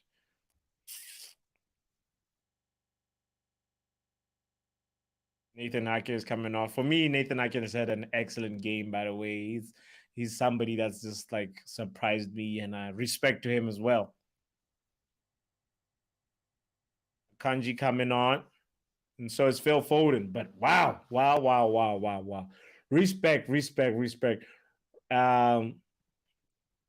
Erling Haaland deserves the respect. Right now, I think game over now. I'm going to get something to eat from the shop. We'll catch you another time, bro. Great stream. The game is done. 77 minutes into the game. 2-0 Man City. I mean, it's just a matter of Foden getting his consolation goal or Foden assisting Haaland, making sure that he even goes, you know what I mean, to the next level. So let's see how the next 10 minutes unfold. But thank you, Eddie, for joining the stream, and thank you for hitting the like and all your comments. As always, big up to you. Shout out to Khan, who just stepped in. Khan says, easy now, bro. Bad Wednesday. Liverpool are 1-off. We want this one. 1-1 glory, Man United. Come on. God, no. Right now, it's still Mo Salah, still the difference for Fulham. It's fine. Liverpool don't scare me, man. They're behind us.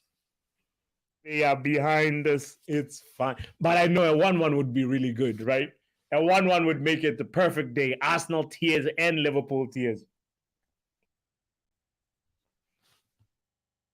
So come on, Pereira. Come on, William Mitrovic. Who's playing? Let me see the lineup for Fulham real quick. There's not Pereira in there. There's Vinicius and William. Okay, William is there. All right. And Robinson is playing. I like that guy, by the way. Oh, Robinson. The American left back. He shined versus the Netherlands in Qatar, man.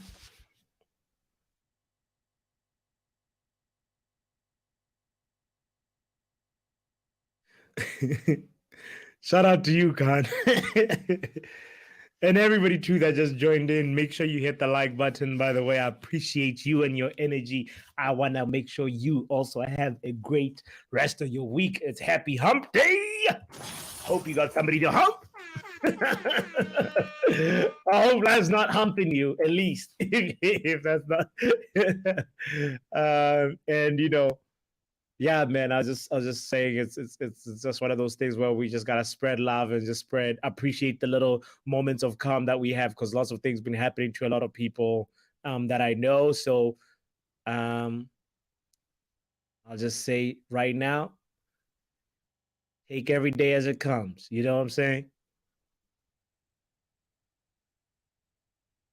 I'm not talking like football, but also football too. If you are a Chelsea supporter, if you are a Spurs supporter, take it one day at a time, one game at a time, one season at a time. Don't worry. This too shall come to pass.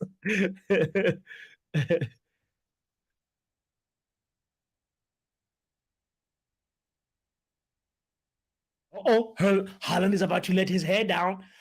Haaland is about to let his hair down. Is he? I saw him holding the ponytail.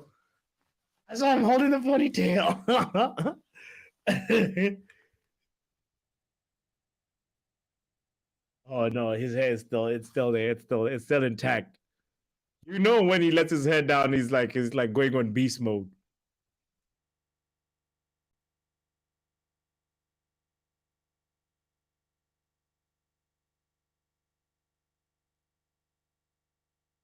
When Haaland lets his hair down, that is when Haaland says pretty much, okay,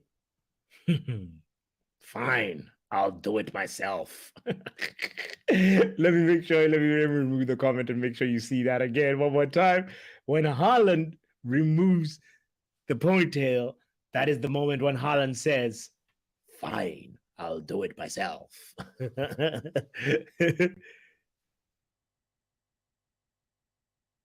He wants to get his brace.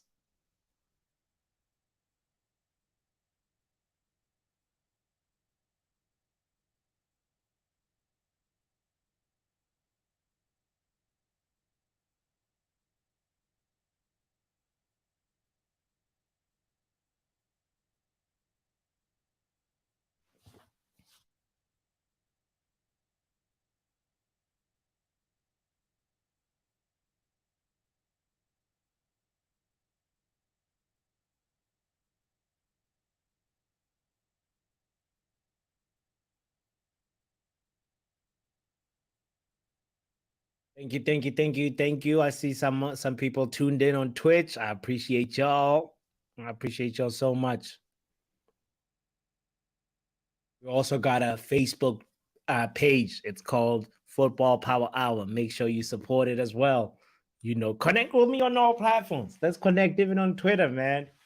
I stream to Twitter as well, you know, and my Twitter handle is @footballpowerhour. I couldn't put the whole Football Power Hour word in there, but I bet if you search Football Power Hour, you'll see it. You'll see the Botswana flag pop up, you know. It's the blue, black, and white flag.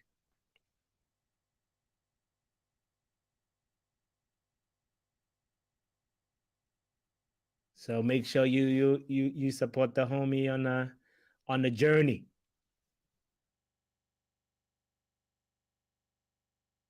Let's go. Can we get one more goal? One more goal before we go in the last 8 minutes. Come on, guys. Can somebody give us a goal? These guys are playing around, you know.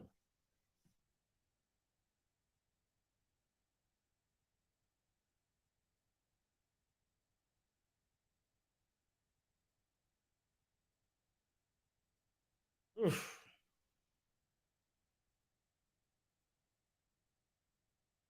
35 goals in a season. Wow. The only thing that you can say that contests that you can argue, if you had Andy Cole, you know, FC, you can say Andy Cole did it without penalties. 34 without penalties.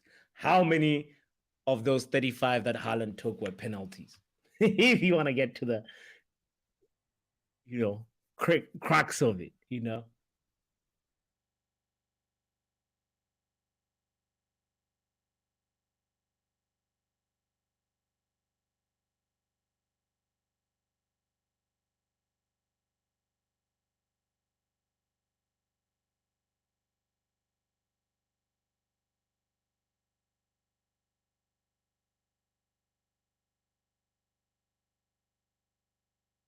Khan says, newsflash, just seen Arsenal fans in tears last night, jumping up and down. EPL is in the van. Yo. you know what's funny, bro? Like, God, let me tell you, some Arsenal fans, you know, it's like you wonder if they're, can they actually, some of them, you're like, do you realize that Mancity has a game in hand? Do you realize how mathematics works? Do you realize, like, City right now? Oh, fair goal! Phil Foden! Nah. Oh, what a rocket! Oh, 3-0. We got the consolation, the third goal that we were asking for. The third goal for the road, and it was Phil Foden. I said Phil Foden will either get an assist or a goal, but that was from outside the box too. Corner kick, nice technique. He gets a little bit of fortune, of course. It hits a West Ham player, and it's a goal. And Pep Guardiola is like, yes. Yes. Oh. Arsenal. I know there's some Arsenal fans in here. Quiet. Sitting at the back. Just quiet. I see y'all tuned in.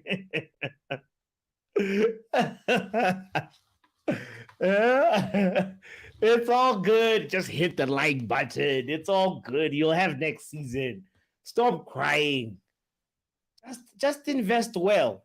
That's all. Support your manager and invest well. Don't fire Arteta at all. Arsenal fans have actually have a very, very long, hard summer. Bro, I think we have enough banter credit for the next 2 seasons, 3 seasons at least. How? How do you lead all season? And then on prize giving day, you decide to be like, okay, no, I don't want to be in the front seat anymore. That's straight up bottling right there. I don't know what the definition of bottling is, but I think that one is the Oxford definition of bottling. Whew. What an ass whooping by Manchester City. 3-0. Very, very resounding score. They had control of the game. They still do, even though it looks like West Ham are attacking on the surface. It's part of the game plan. You know, Manchester City, man, they're not winning 5-0, 6-0 anymore. No. But 3-0 with assurance, without overexerting yourself as well physically. That's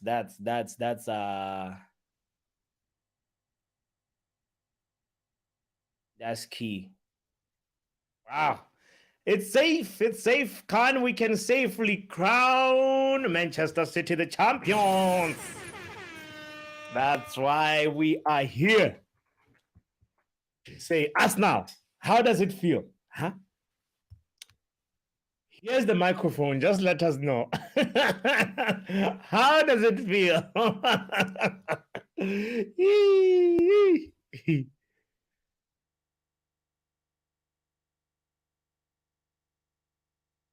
And you know, Man City is going to strengthen next year. They're not getting weaker. You know? Like, why would they get weaker?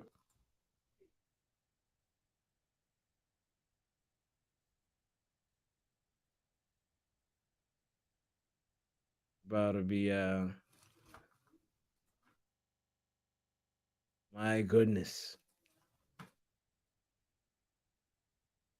You can't make it 4 now. You can't make it 4. I think just leave it at 3. Come on, Man City. You gotta let Moyes go home with some dignity.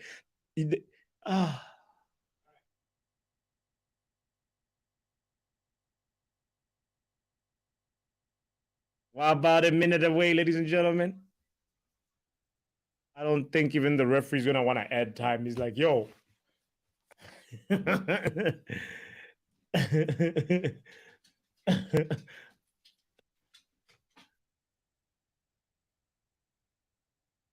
David Moyes is scratching his head now. David Moyes knows he's now competing with Chelsea.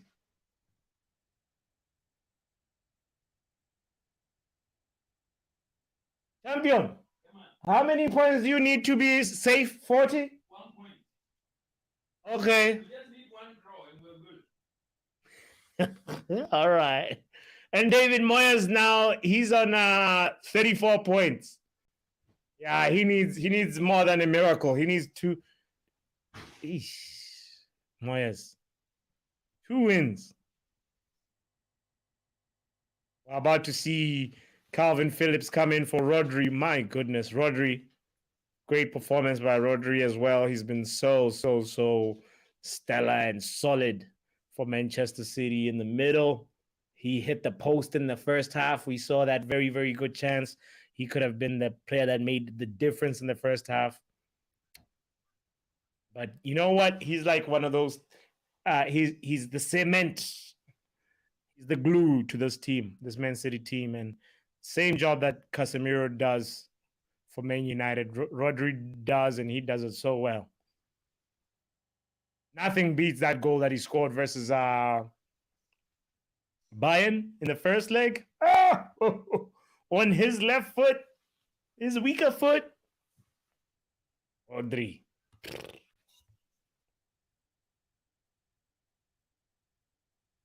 Player of quality. Shout out to you, by the way, if you're just joining in. It's the tail end of the live watch along. Manchester City is leading West Ham by 3-0 at the Etihad. It's been a by Pep Guardiola. He just kind of just pretty much ass whooping. That's all I'm trying to say. He pretty much handed it to Moyes. Showed him who he's still a schoolboy, needs to go to the championship and go work on his go work on his coaching. Khan says City believe Haaland let his head down for 30 seconds versus Arsenal and broke EPS scoring.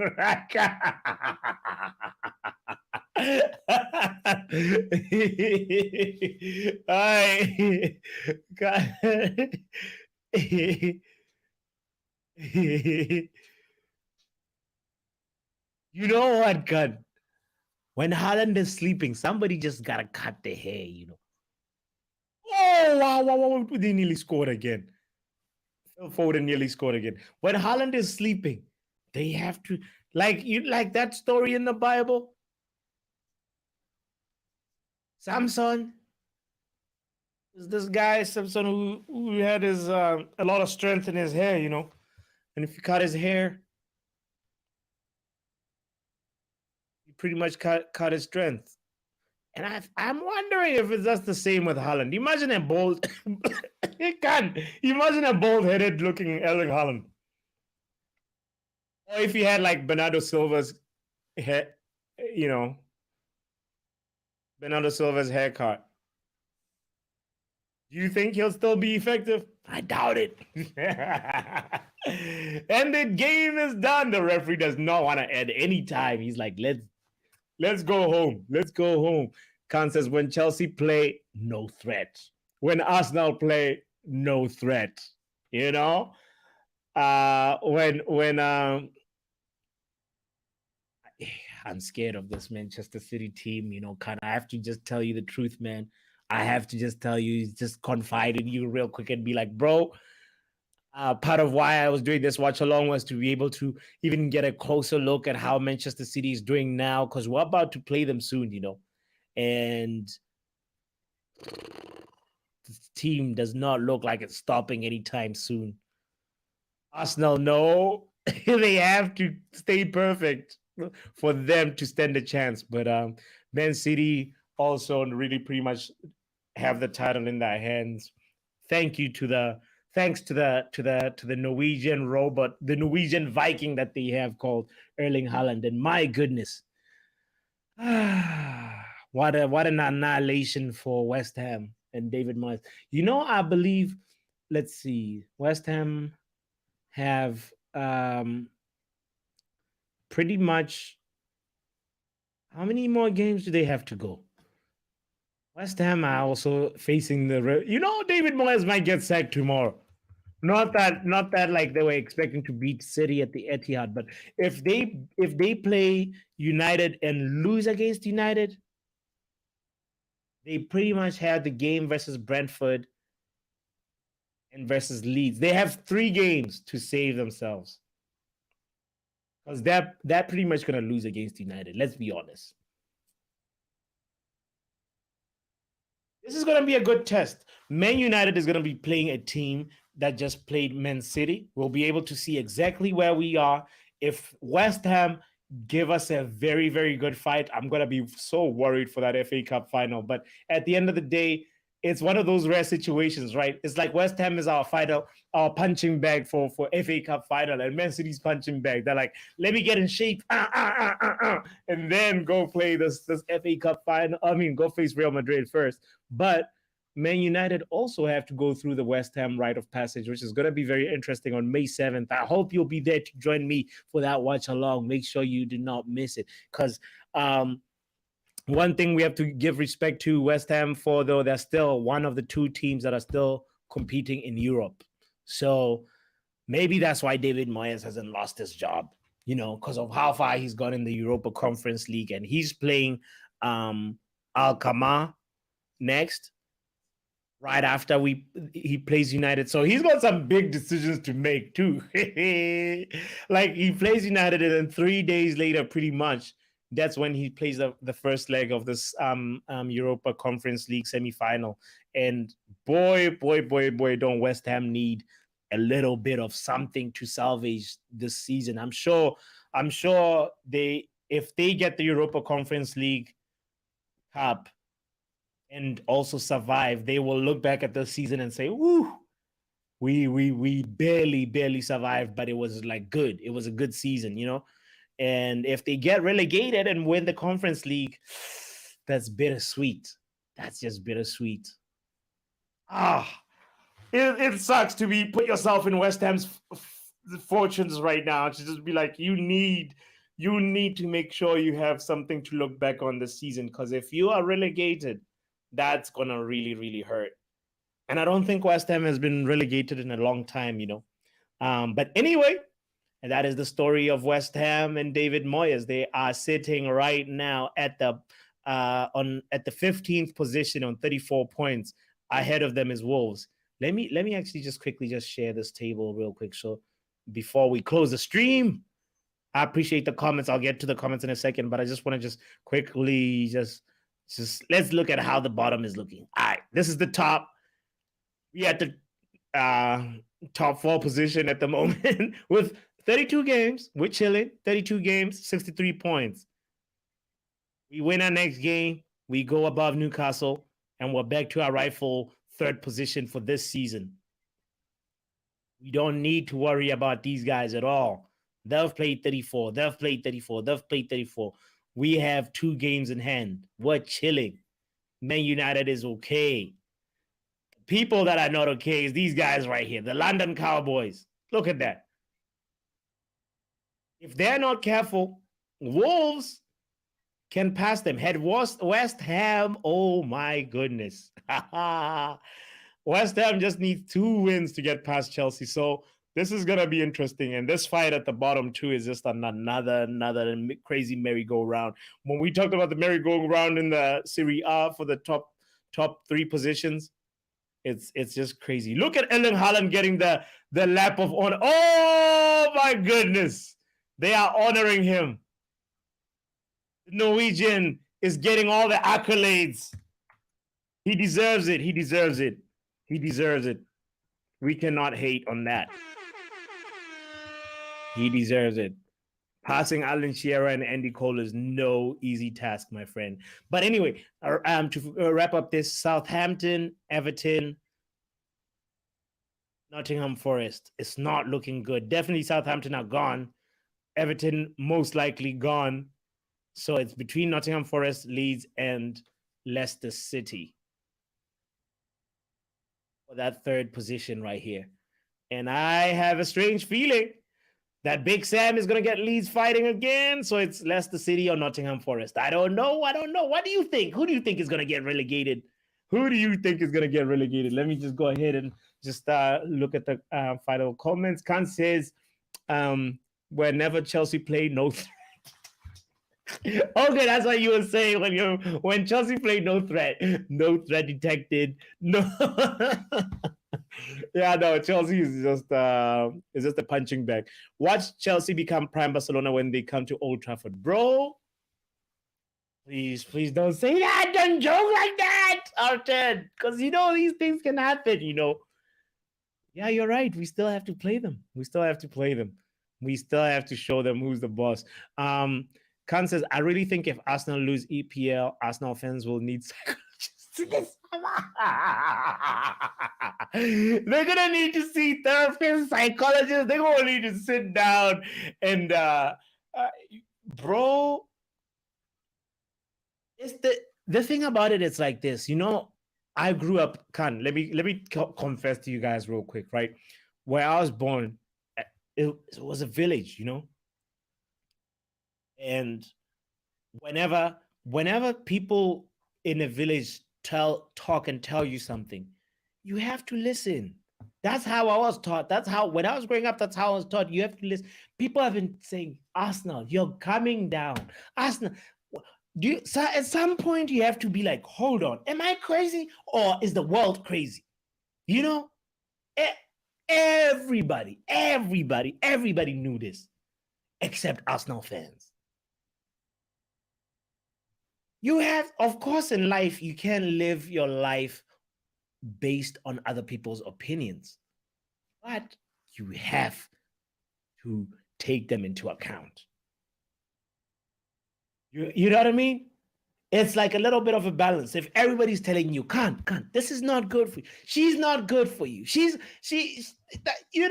Wanderer, leave that girl alone.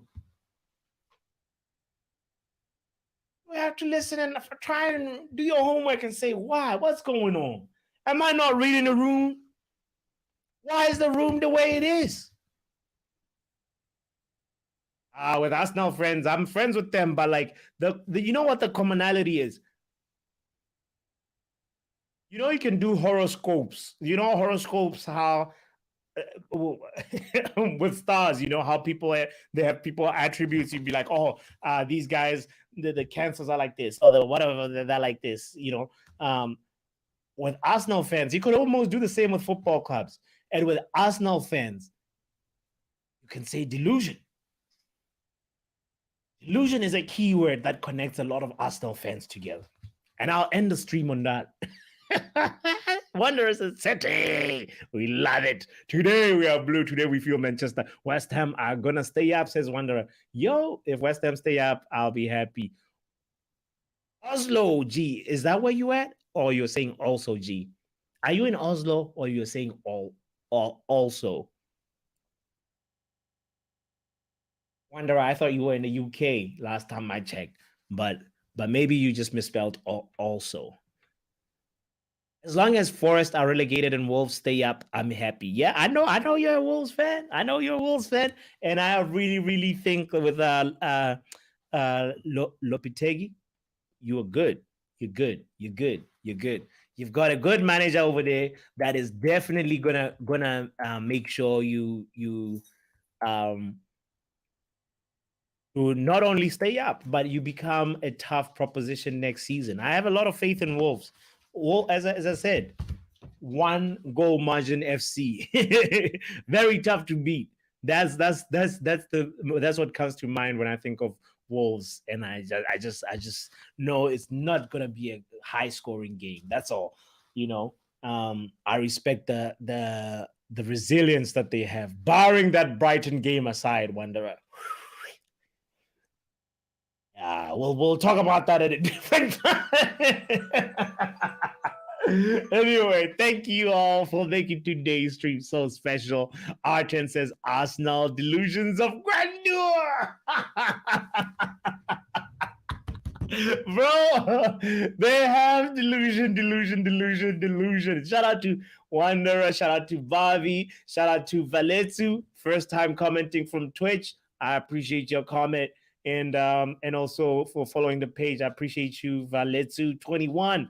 And also to you too, Nile and R10. It's been such a pleasure, bro. Thank you so much for the freaking amazing questions that you asked earlier on. And also, that's why I love this thing, the conversation that we had earlier on about Pochettino's next place as well. That was very, very, very much enlightening for me and put some things that I hadn't thought about into perspective. So I appreciate that. I appreciate all the engagement and all the likes, and for you for subscribing, because I know there's some people that are watching right now that are not subscribed. It's all good. It's all love. We will be here if you subscribe. If you don't subscribe, or if you like, we will be there.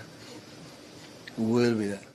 If you don't like and you don't subscribe, we will be there. We'll be there. When Arsenal cry at the end of the season, we will be there. We'll be there. Shout out to you, Sandy. GGM United, says Sandy7. Thanks, man. This was fun. All the best. Big up to you. We'll see you tomorrow. Man United is playing. We will be there.